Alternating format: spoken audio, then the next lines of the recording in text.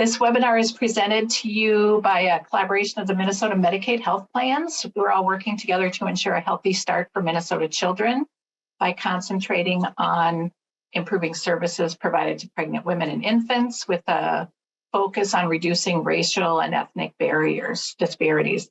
The health plans collaborating on this project are Blue Plus, Health Partners, Hennepin Health, Medica, South Country Health Alliance, and UCare. So welcome from all of us. This webinar will be recorded and will be available for viewing later on the Stratus website. And we will share that link in the chat later on. There will be an evaluation for you to complete at the end of the presentation. It'll display as you log off the webinar. And by completing the evaluation, that's how you'll get your certificate of participation that you can use for continuing ed credits. We're going to save questions to the end of the presentation as much as possible. So please submit your questions via the chat. I'll monitor them, and Kendra will respond to any questions at the end of the presentation as time allows. So I am going to turn it over to Kendra Glutt. She is the Director of National Programs at the Proof Alliance, and she is currently on the Safest Choice Learning Collaborative faculty, which is a HRSA-funded program to reduce prenatal alcohol exposure and improve outcomes for children with FASD. And I'll turn it over to Kendra and let her do any additional introductions that she would like to share.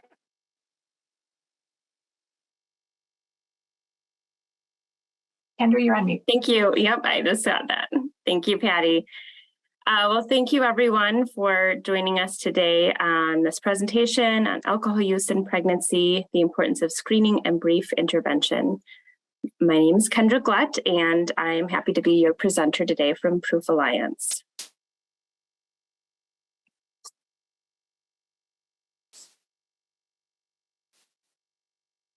So for those of you who may not be familiar with Proof Alliance yet, we are a nonprofit based in Minnesota. We work statewide and also on the national level to really address FASD, both on the prevention side and the support side. So our mission is to prevent fetal alcohol spectrum disorders and support all impacted. And I do want to mention before I get into the presentation today that Proof Alliance acknowledges that not every person who can become pregnant identifies as a woman. And so during the presentation, I will use gender neutral language as I can, but when we do refer to research that has been done, if the research used women as their term in the research, that's when we'll also use women so that we align with the research that was done. So during our time here today, we will start off by recognizing the need for prenatal alcohol exposure screening and brief intervention.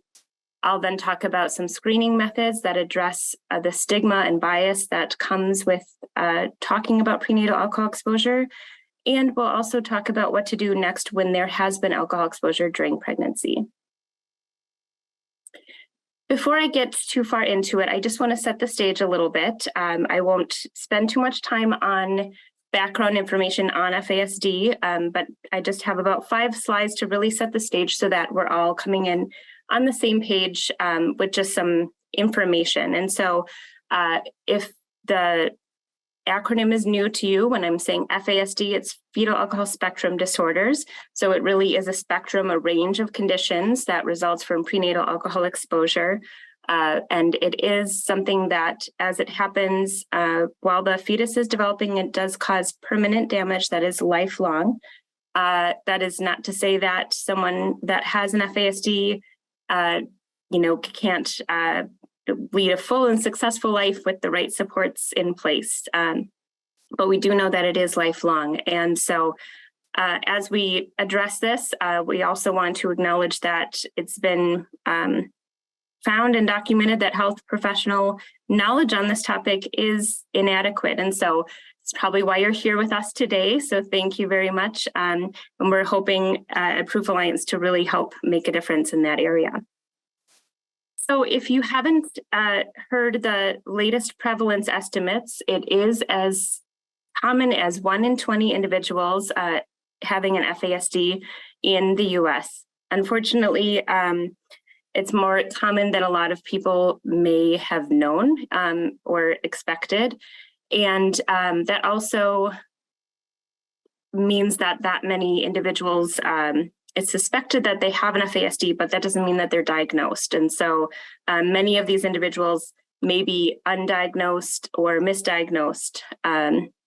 So we won't see this many people with an actual diagnosis of an FASD until I think more people are really recognizing it. But that is the current estimate of how common this is in our country. And so I also want to touch on, as the alcohol, impacts the developing fetus, sometimes there is a misunderstanding that all individuals with an FASD have facial features that can indicate that this is what they have. And so I just wanted to emphasize that actually most individuals with an FASD, it's an invisible disability. We cannot see it just by looking at them. And so it really depends on when during the pregnancy that the alcohol was consumed. If it happens during the time when the face is being formed, it will impact the certain facial features, but otherwise, if it happens in other parts of that pregnancy and not when the face is formed, you may not see it on the face, but as we can see on that top line, the brain is forming the entire pregnancy. So there's always a chance for that brain to be impacted by the alcohol exposure. So now I just want to look at drinking and what we see in our country when it comes to levels of drinking. So this just helps remind us, generally in the population, how common alcohol use is for adults and, as you can say, teens as well. Alcohol is very prevalent in our country. Then when we look at just women of reproductive age, these are non-pregnant women, about half or a little more than half are reporting alcohol use in the last 30 days and 18% are binge drinking. So when we put that next to unintended pregnancies, we know that around half of all pregnancies in this country are unplanned. And there's usually a period of time when that pregnancy may not be known. And so looking at these two pieces of data side by side, we can see how there is a high risk for alcohol-exposed pregnancies happening here in our country. So the latest estimates are that 1 in 7 pregnancies are exposed to alcohol in the US. It's about 14% that are drinking alcohol during pregnancy, and 5% that are binge drinking during pregnancy. Now, the reason we don't see that reflected in how common FASD is because every pregnancy is different.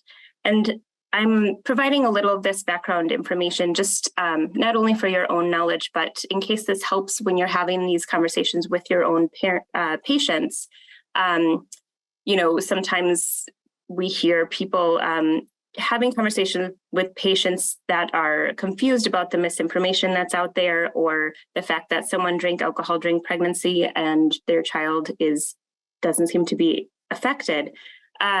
So what we know is that alcohol is metabolized differently for each woman, each individual fetus, pregnancy. It really is unpredictable as far as how much alcohol is going to do what kind of impact. We look at genetics, the nutrition that the pregnant person, what foods they're eating can be protective of that alcohol exposure, the amount, when it is during pregnancy. And so there's all of these different factors that really have a place in kind of determining how that alcohol exposure will impact the developing fetus. And down at the bottom, you can see we recognize that not every single child with prenatal alcohol exposure will then have an FASD. There's even been studies looking at twins that were exposed to the same alcohol in the same environment and had different diagnoses or outcomes. So overall, we really cannot predict. We can't turn to different people and be able to say this amount of alcohol is safe for you during pregnancy and this amount is safe for you. We can't create that formula. So that's why ultimately, without being able to know how much is safe for each different situation and case and person in pregnancy. The only thing we can know for sure is that if there is no alcohol exposure during that pregnancy, then there's no chance of an FASD. So now we'll move on to talking about screening and brief intervention. And so we know that when it comes to screening for alcohol use during pregnancy, while many may assume that everyone is being asked about this at their prenatal patient visits, unfortunately, that's not the case. So there was a recent study the CDC did that their findings were that about 20% of pregnant persons were not screened for alcohol use. And then in addition to screening, once that next step happens, only 16% who were screened were then advised by their healthcare provider to quit or reduce drinking their alcohol use. So here we can see, and I think the visual really helps paint that picture, where we see a large amount of them screening, of course, not all of them, which is what we would hope to see. But then when it comes down to that advice and kind of next step, that brief intervention, it drops off drastically. We also saw this when we commissioned with Asset to do an assessment of what's happening within Minnesota here. So according to the study that they did, you can see on the left groundwork, nearly all felt that this was an important topic and they shared the knowledge about what they should say with their patients. Leadership was very much on board. But then when it came to actual SBI, 71% had a plan in place for screening patients for alcohol use. And then under half had actually an established system for the brief interventions if there was alcohol use. So again, we saw the same drop-off happen that we saw in the CDC study, reflected here in Minnesota as well. The Asset study also looked at practices in place and found that there was few practices that had training and onboarding procedures for this practice. Implementation measures were low, and then very few received reimbursement. So we'll talk a little bit more about that later. But we really see this gap in screening between the screening and brief interventions not being delivered as really missed opportunities for us to be able to address that alcohol use and prevent alcohol exposure. So, you know, when we think about this gap, why could those gaps exist? What are some of the barriers? So one study looked at some of these and really identified that there was this lack of communication skills among healthcare providers when it came to having this discussion with patients. They found some were dismissive of the mother's experience or concerned.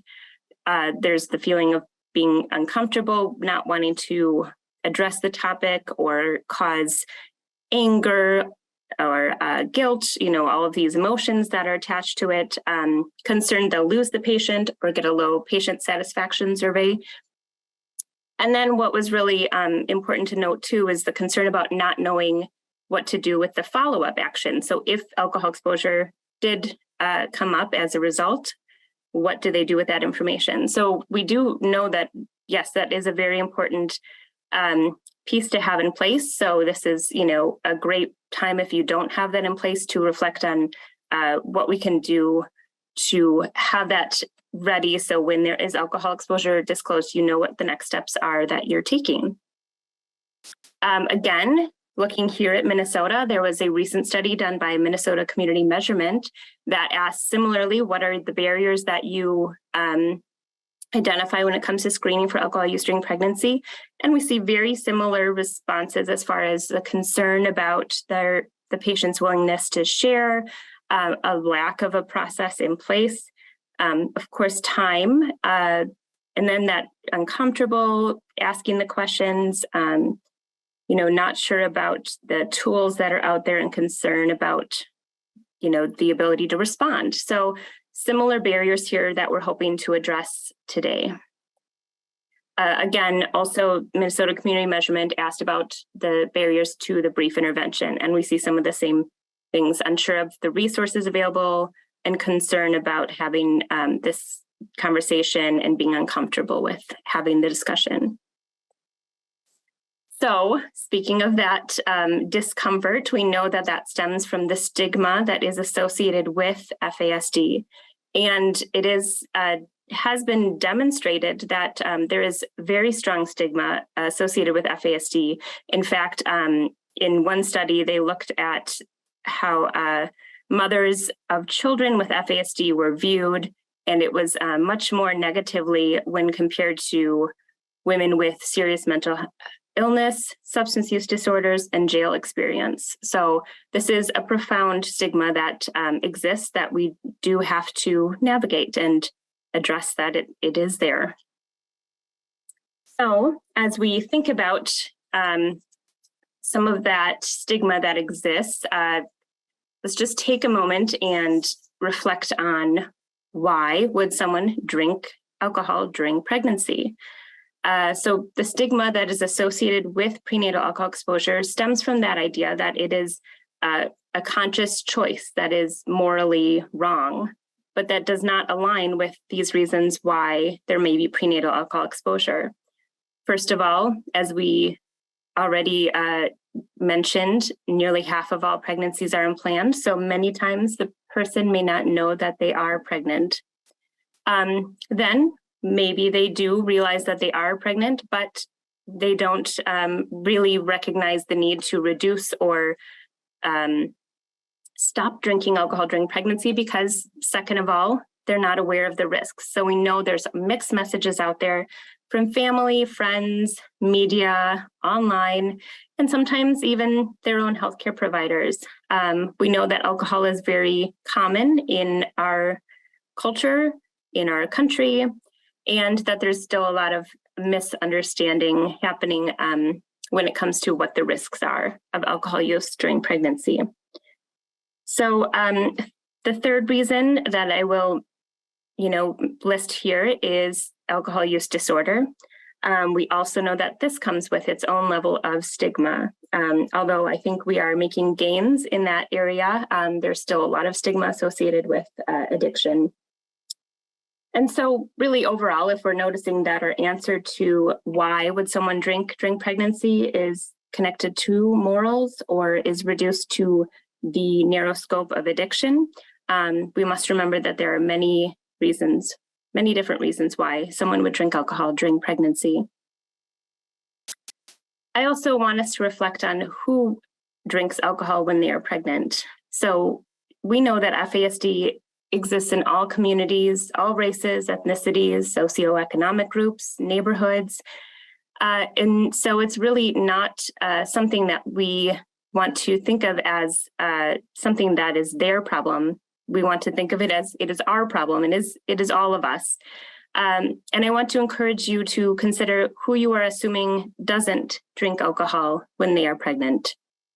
So I think if we can reflect a little bit on maybe some of those implicit biases that we may have, and really make sure we're keeping in mind that we cannot know from appearances who is and who isn't drinking, what is actually happening until we have that conversation with the patient. I'll also, have us consider how social determinants of health play into this. So, of course, social determinants of health can be either protective or harmful. So, for instance, someone's access to prenatal care, their access to nutritious foods, that may be a protective factor along with that alcohol exposure, their experience and treatment in prenatal care. We know that all of these can be different experiences depending on a lot of your social determinants of health.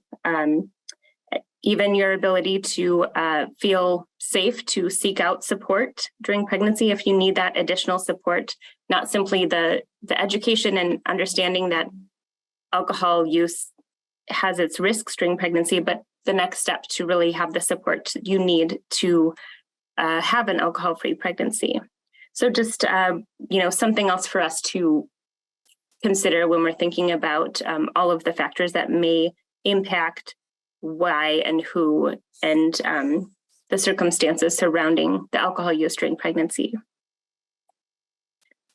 Because of this is why we really emphasize the need for universal screening. Since we cannot know what's happening just by looking at someone or knowing their demographics or risk factors. We really need to ask everyone about alcohol use during pregnancy.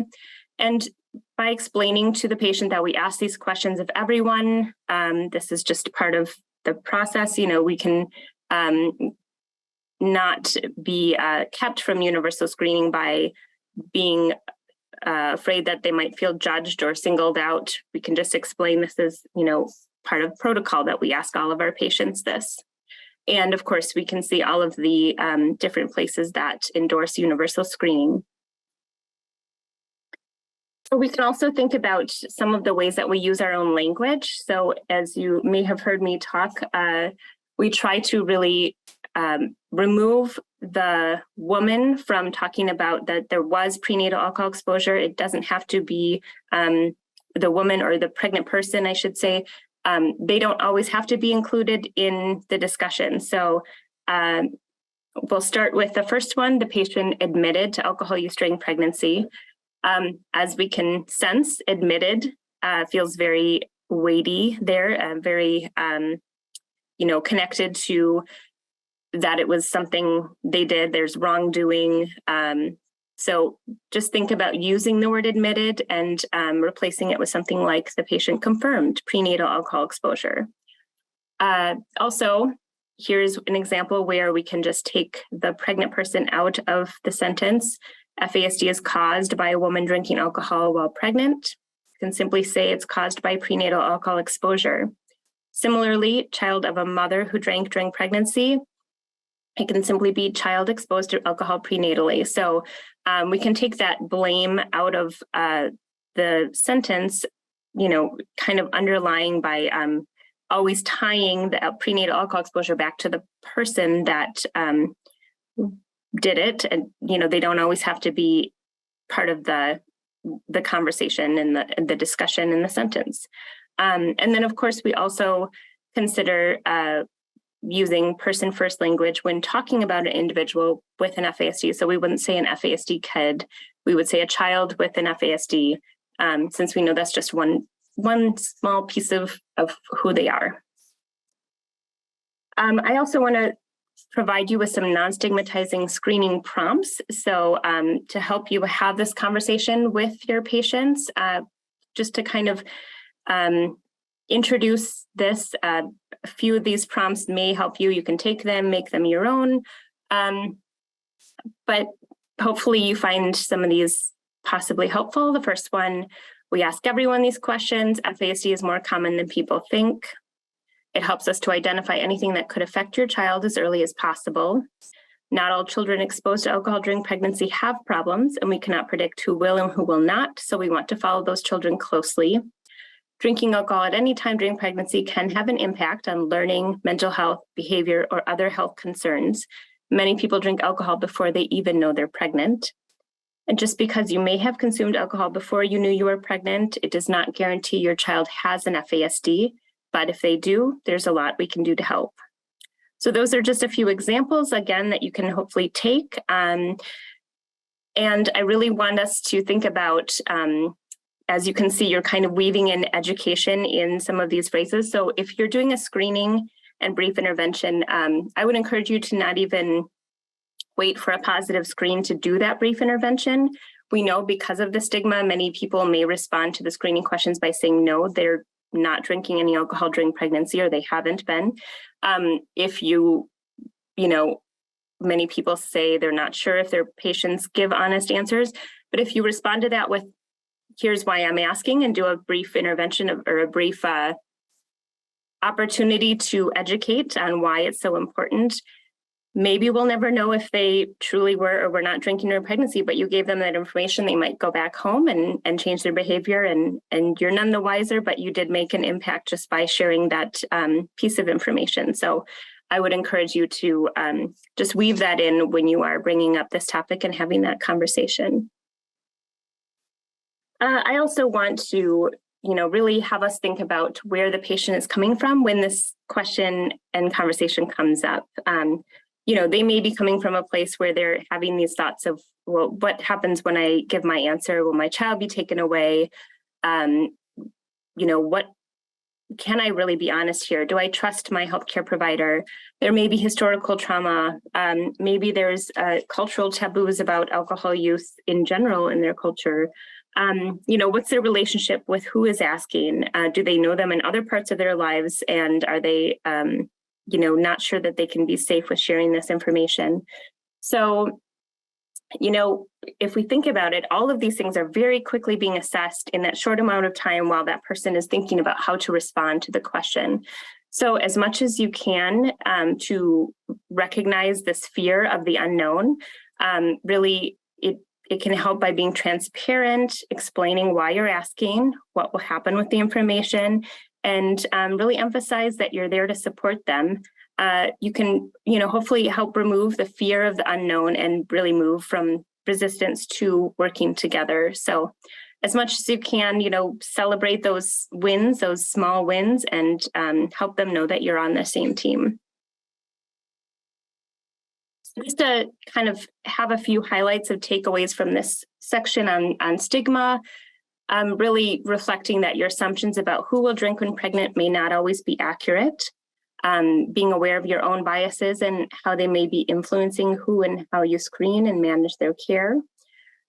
Really think about ways that you can use some non-stigmatizing language in your next patient interactions, and also acknowledge the patient's lived experience and where they're coming from. So with that, we will move on to the actual screening and brief intervention section.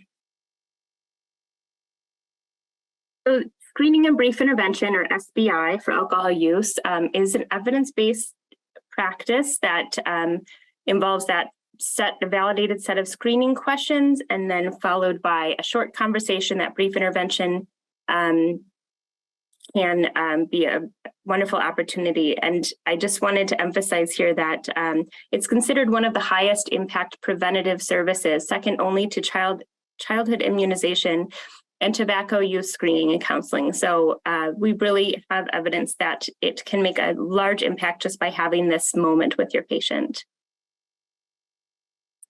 So this recent survey that was completed by Minnesota Community Measurement, they did look into how providers in Minnesota are screening for alcohol use among pregnant patients. And the finding was that really a smaller percent were actually using a pro tool or an evidence-based tool. Many more were using homegrown questions only that they've created within their own practice. And then also a large number were using a combination. So I do want to address that fact that many times we have some evidence-based screening tools for alcohol use during pregnancy that you may not feel are a good fit. You may notice that some of them, even if there's small amounts of alcohol use during pregnancy, they would be scored as a low risk and not a positive outcome screen. And so there's mixed opinions about some of the tools that are out there. And so recognizing that you may be using some evidence-based tools, you may be modifying them. So with that knowledge, I just wanted to put out there these recommended screening questions that really are being recommended in the field. So really it's looking at how far along were they when they found out they were pregnant, before you were pregnant, how much alcohol did you drink, kind of assessing that, how much, how often. After you found out you were pregnant, how much did you drink or how many times did you drink? And then during your pregnancy, how many times have you had 4 or more drinks in a day? So you can see that none of these questions are yes/no questions. Of course, we don't want to approach the topic with, and you're not drinking, are you? But even just a simple yes/no question may not get you anywhere, where these open-ended questions open up a chance for a conversation. And it also acknowledges that there may be prenatal alcohol exposure that happened because they weren't aware of the pregnancy. Maybe they reduced or they stopped drinking when they became aware, but depending on how far along they were, that might have been a large amount of prenatal alcohol exposure already. So I think this really, by approaching it this way, gives room for a conversation and also gives room for the response to acknowledge that maybe there was a change when they found out they were pregnant. So you can see how it's giving you some more information instead of a simple yes, no. So then along with SBI, you may also sometimes hear SBIRT. So that's screening, brief intervention, and referral to treatment. So I think there's a lot of information out there when it comes to brief interventions, and a lot of places you can go to learn about brief interventions, and then of course things like motivational interviewing.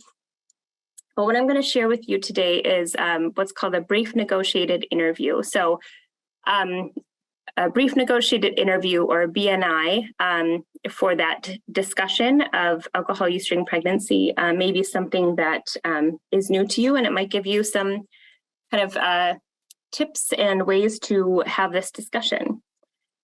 So a BNI, or brief negotiated interview, this is an evidence-based practice that really is based on research and is presented in a way where it's negotiated between the patient and the provider, and really elevates the patient as the decision maker. So you can see, I think, pieces of motivational interviewing really reflected in it as you're eliciting the patient's perception and reasons to or not to change their behavior. And so it's really nice that it's patient-driven. They are the decision maker here. So there are 6 steps in a brief negotiated interview. And I know right away you're probably thinking it sounds too long, I don't have enough time to do this, but I would encourage you to not brush it off so quickly and really think about how you might be able to weave in these aspects in a better way that it might be easier than you think, and it doesn't have to follow these 6 steps exactly, but I like that this helps paint a picture for us. So first of all is that explore pros and cons. This is that what do you like about, in this circumstance, what do you like about drinking, or what do you enjoy less or not like so much about drinking?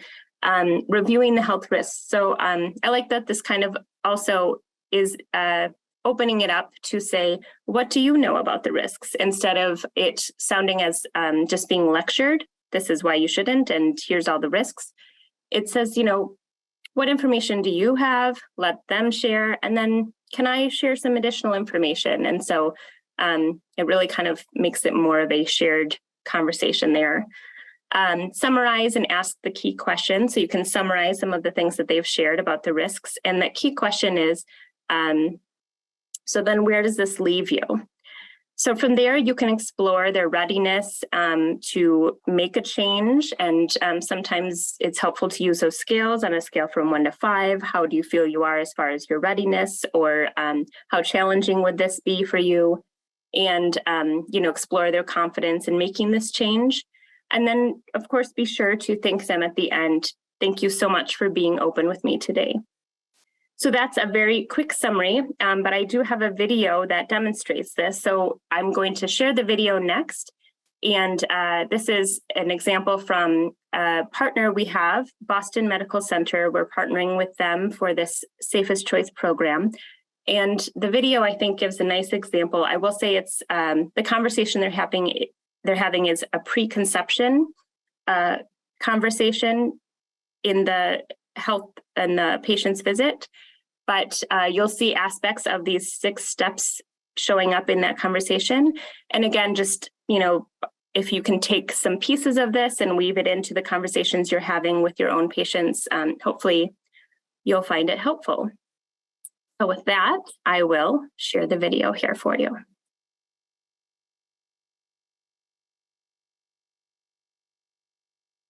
Hi, Emily. Sorry I'm running late. Good to see you again. How have you been? Hi, Dr. Alfred. I'm fine. Just here for my yearly physical. Anything new since I last saw you?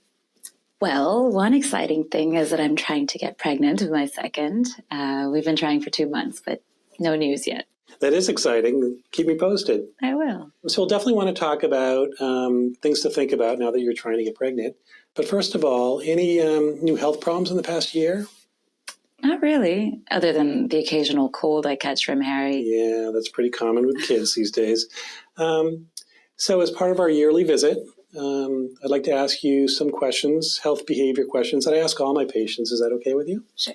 So in the past year, have you smoked cigarettes or used any other type of tobacco or nicotine, like vaping or e-cigarettes? No, never. Great. Do you sometimes drink beer, wine, or other alcoholic beverages? Yeah, I drink wine sometimes. Okay. So how many times in the past year have you had 4 or more drinks on an occasion, like over a 2-hour period? Never. I just drink a glass or 2 of wine when cooking dinner. Okay. How many times in the past year have you used an illegal drug or marijuana or prescription medication for non-medical reasons? Never. Great. So I'd like to talk to you a little bit more about your alcohol use, if that's okay. Sure, I guess. You seem a little hesitant. Well, I just thought that drinking a couple of glasses of wine is good for you. Yeah, so actually that's unclear. Turns out that lots of people don't know this, but alcohol use during pregnancy can put your baby at risk for physical and behavioral and learning disabilities. So that's why it's really important for us to have this conversation. But I don't drink a lot, and I'm not even pregnant, so how could that be risky? Yeah, it's a good question. So for women that are not pregnant, risky alcohol use would be either drinking more than 3 drinks on an occasion or more than 7 drinks on average in the week. Well, I'm okay then. So actually, there is no known safe amount of alcohol during pregnancy, and there's no safe time to drink during pregnancy or type of alcohol to drink during pregnancy. But when I was pregnant last time, my doctor told me that having a glass of wine every once in a while was fine. And I drank wine when I was pregnant with Harry, and he's completely fine. I completely understand your surprise based on your prior experiences. And I think in the past, people were very focused on the rare event of the physical abnormalities. And frankly, we've learned a lot over the years. So we now have a much broader perspective, and we know that it's much more common than we knew about. And so it's also hard to predict which children will have problems and which ones won't. We know that each pregnancy is different. But what we do know is that alcohol use during pregnancy does increase the risk of the baby having a physical or behavioral or learning disability. Okay, this is all really surprising to me. What happens if I have just 1 glass of wine when I'm pregnant? It's a great question. We really don't know what will happen with 1 glass of wine. But again, what we do know is that any drinking during pregnancy increases the risk. And so the recommendation is really that no alcohol use during pregnancy is the safest choice. And my goal here is to give you information or share information with you to really maximize the chance of you having a healthy baby and to give you information so you can make healthy choices. So I'd like to ask you a few more questions. Can you tell me a little bit more about what you like about drinking wine at night? Well, it's a good way to relax after a long day, chill out while I'm making dinner. Sure. Is there anything that you like less about drinking wine? No, not really. Except now I'm pretty worried about, drinking while I'm pregnant. Okay. Well, let me just summarize what we just talked about. And that is, on one hand, you like to drink wine at night to help you relax. And now you're worried about drinking alcohol because of the potential risk to your baby if you become pregnant. Did I get that right? Yeah. So where does that leave you?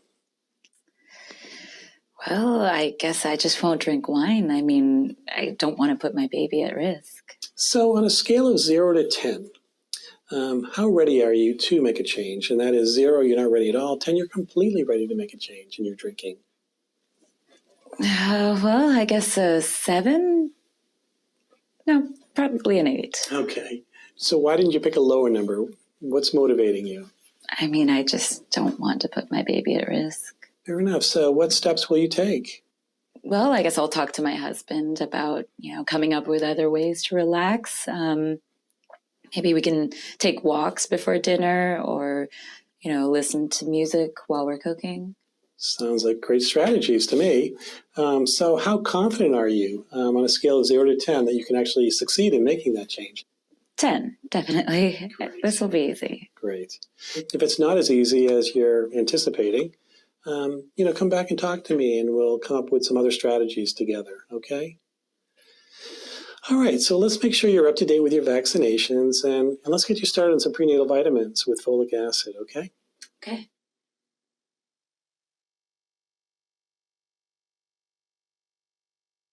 All right, so hopefully that video helped provide you with some examples of ways that you can have this conversation with your patient, and take a few snippets from it. Also, I included the link below if you'd like to view it again and kind of take some pieces from that. So I did want to move from brief intervention, as I said, SBIRT, and then that referral to treatment. So if you do find yourself from this conversation needing to make that referral, you may have your own places that you are referring right now, but if this feels like a place that you need to build up your resources and be ready for taking that step and where to refer your patient to, I've provided a few links here. The first one is from ACOG. The next one is a nice consultation worm line for clinicians making this referral and having these conversations. And then the third one is the treatment locator through SAMHSA. So hopefully some of these links will help you add to your resources if this is something that you need to build. I'll also address billing for SBI. As we saw in those two studies that were done in Minnesota, both the ASSET study and the Minnesota Community Measurement Survey, very few in both were doing any coding and reimbursement for alcohol SBI services. So 9-10%, something around there. And so many were possibly either unaware or didn't know if it was possible, and really indicated that they would like to learn more about the possibility of SBI reimbursement. So I will put this here. Again, I added links at the bottom, and these slides will be available for you to access after the presentation so that you can look into these codes and see if this is something that you want to look more into incorporating into your practice. Now, I want to move to just addressing community support, because I really feel that our conversations with the patients don't end at the end of SBIRT, at the end of brief intervention and referral to treatment. There really is this aspect of community support that is also important to help connect the patient to really increase their chances for success as much as possible. So I'd encourage you to consider your current resources. When's the last time you've actually followed through on them to make sure they're not a dead end, a link that is no longer active, a phone number that's no longer active? Are there barriers, language barriers, technology barriers? What might keep them from being able to access that resource? Is there a warm handoff that you can do? You can bring someone into that patient visit right there while they're there on the spot and connect them to behavioral health. What are those kind of opportunities to re-examine your resources and maybe build or improve on them? So really looking at any resource gaps that you have. And so when we're talking about community resources, there are 4 areas that I think would be good for us to reflect on. And so I'll just touch on all 4 of these next. The first is FASD specific support. So I would encourage you to have us available as a support if it comes to really specifically questions or peer support that's being sought out for any alcohol exposure during pregnancy. We have many opportunities for people to connect depending on what their comfort level is and what they're seeking out, if it's one-on-one support groups, social activities, retreats, etc. And then we also know that each county has some fantastic programs. So if you look at what counties or what programs are in your own county, these are just a few examples: Project Child in Hennepin County, Mothers First in Ramsey. I've worked with the Plan of Safe Care program in Anoka County with Tessa. And so if you haven't explored that already, there might be some county programs that can, be a source of support for that pregnant person before a baby is born to really help intervene and, kind of do that wraparound care. Also, the second pillar would be community connectors. So these would be trusted messengers, patient navigators, perinatal educators, recovery coaches, home visitors. And the next slide just again takes that to the next kind of step and gives those examples of who these might be. So sometimes you have these in your own systems, in your own clinics, or you connect with another agency. And if you don't have these, I would encourage you to look into how you can connect with some of these, other community connectors that can really, provide that circle of support for that pregnant person during that time. We also know that parenting support may be something that comes in, of course, during the pregnancy. If you're having a conversation about the fact that there was alcohol exposure during pregnancy and that we're not sure if this will result in an FASD or not, one thing we can do is really follow those children closely and monitor for any delay so that we can do early intervention as soon as possible. So here's another place where you can connect them to, we have some fantastic early childhood opportunities, especially here in Minnesota, to get that started right away. And then the fourth one is culturally specific support. So I would say that a culturally specific, kind of weaves through the last three as well, but I wanted to call it out on its own because sometimes it can really be so important and, really make a difference for that individual as that culturally specific support will, integrate the values and beliefs and customs that can really speak to who they are as a person and their sense of belonging in this community. So these are just a couple examples of some programs that are out there. Again, geographically, I would encourage you to see what's in your area and have those at the ready for your patients. It would, of course, be remiss for me to not mention our app that we have developed at Proof Alliance through the work that we do titled Our Children Are Sacred. This is our work created by and for Indigenous communities to address FASD. So we have this free app that is just really fantastic, and it is available for anyone to download and access information about FASD, returning to culture.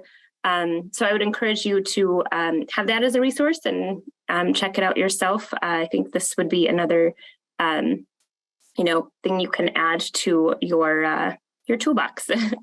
And then we have many other educational materials at Proof Alliance as well. So this is where you can find on our website many different fact sheets and strategy guides, and you can order brochures from us. We're happy to provide any type of educational material that you would find helpful for the conversations between provider and patient, and also just to provide to your patient population in various ways. So kind of as the last point here, we know that the survey from Minnesota Community Measurement asked, what do you need to help assess for prenatal alcohol exposure? And the results indicated a list of community resources, staff training on brief interventions, training on how to ask the questions, guidance on effective questions to ask.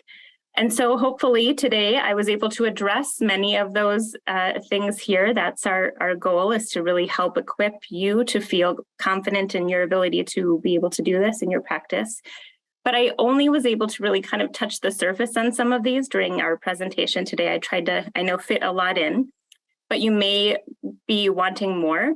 And so thankfully we have an opportunity for you to have more with our Safest Choice program. So this is our partnership with Boston Medical Center. It's a HRSA-funded program where clinics enroll in echo sessions so they're with a learning community. It's not echo sessions that are open to the public. We enroll so that you really form this learning community to go through the program together. You'd be with practices in other states. And right now we're enrolling for our third cohort. So if this is something that is interesting to you, I would encourage you to email safestchoice@bmc.org and find out more. There's free continuing ed credits. It's 10 echo sessions, so 2 echo sessions a month for 5 months. And so we do one for pediatric providers to help them address screening and caring for patients with an FASD in their practices. And then also for prenatal practices as well, where we will provide a lot more information than what you got today. You got a kind of a taste of it today, but we'll take it to the next level and really be able to dive in. So if this is interesting, I hope to see you as part of our Safest Choice program. And other ways that we can work together are always welcome. So I will also provide our website. You can send an email or give us a call. And we'd really love to continue to work with you on helping to address SBI in your practices. So thank you so much. With that, I will I'll pause and see if there are any questions.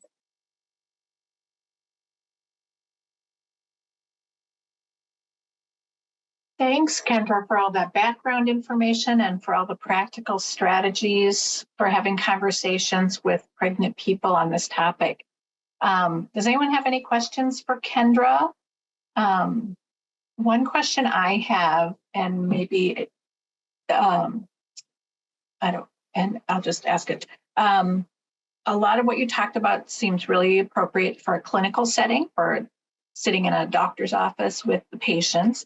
What about when you're doing maybe family health or public health, when you're doing home visiting? Do you have any topics for approaching the subject during home visiting and public health nursing? Yes, yes, I believe that these conversations are happening in many settings. And so I think if we can use these strategies, I think it helps. We can't rely on this to only happen between a healthcare provider and the patient. As we know, it's not always happening. And so if they're having this conversation, with a home visitor in another setting where maybe they even have a more trusted relationship, to be honest, and be open to receiving information from someone else, the more times those conversations can happen, it just provides more opportunities for prevention. So yes, I would encourage, if you are not in that typical clinical setting, but are in other settings and having these opportunities to provide education, take what you can from this presentation and apply it to those settings as well. Thank you. Jacqueline, I'm going to unmute you and let you ask your question.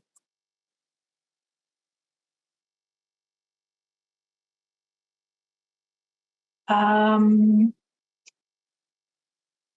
you unmute yourself, Jacqueline? There we go. I think did I mute myself back? I can hear you now. Okay, great. I was trying to do it and I thought I had. As you were talking about, you didn't necessarily use the language of partnerships, but partnerships for families and for pregnant mothers. I didn't really hear any talk or anything about early childhood family education or licensed parent educator. And I'm a licensed parent educator. And so I just wondered, what is a good way for me to, get into this community to work with parents or work with them? Because I do know that it doesn't usually peek its head when we're in a within a session, a group session, or we don't usually get a lot of parents that would come. So I want to try to get into that, just this whole arena, to be able to support them in their arena with other parents that may have the same situation, so they can support each other, so they can also become to support each other. So what ways could you give me to kind of do that? Thanks. Sure, thank you for your question. I think sometimes it's hard to know, how to bring this up. And so one way that you can do that is just by saying, guess what I just learned? I just went to this training and I just learned this information. Did you know this? Did you, share some of the things and see if there's kind of a conversation that can start from that, as far as, did you know that now we're learning more about alcohol use during pregnancy that we had before? And if that leads, some people might just not want to go there. But if it does lead to some opening of conversation of, oh, that's interesting. I drank and I have been, the behaviors you're talking about, I've noticed, and there's kind of some curiosity there, then you can, kind of go down that road if they're curious.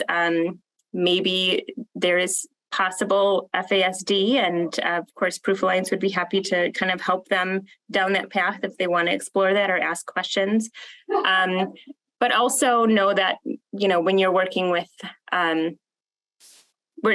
these conversations don't always have to happen during pregnancy. So those parents that have little ones, we know that there's a possible, future pregnancies happening as well. So sometimes talking or sharing this information may be preventative for the next pregnancy. So I think, if you can insert this just as a, not, just sharing information, helping people make informed decisions instead of, making them feel called out, it might open up some curiosity and willingness to want to learn more and kind of explore. Okay, great. Yeah, because that's exactly it. It's never about shaming. It's all about educating and helping to change a practice or giving information for them to be able to make better choices. Thank you. Yes, great. Thank you. Any other questions for Jacqueline? For Kendra?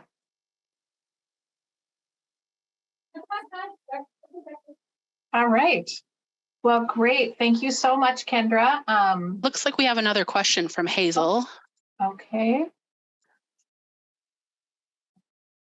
I'm muted. Oh, go ahead. You're good, We Hazel. can hear you. Yeah, but I'm glad you brought up the implicit bias, and I just wondering in your training, because that's my soapbox now, is people identifying, coming in with preconceived notion about people. So how are you in your training? Do you having classes for individuals to really know what implicit bias is and what they're bringing when they meet patients?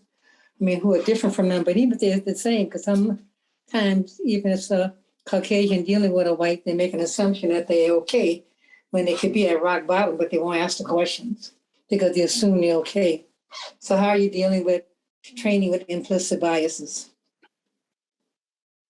Yes, thank you, Hazel. I would say to really address that, first of all, I know, again, going back to that universal screening, so not relying on, those judgments that you may not even realize you're making to do I bring this up with this patient, or I don't need to bring this up with this other patient, bringing it up every time with everyone you see, or, client, or, whatever words are most appropriate to what you're doing.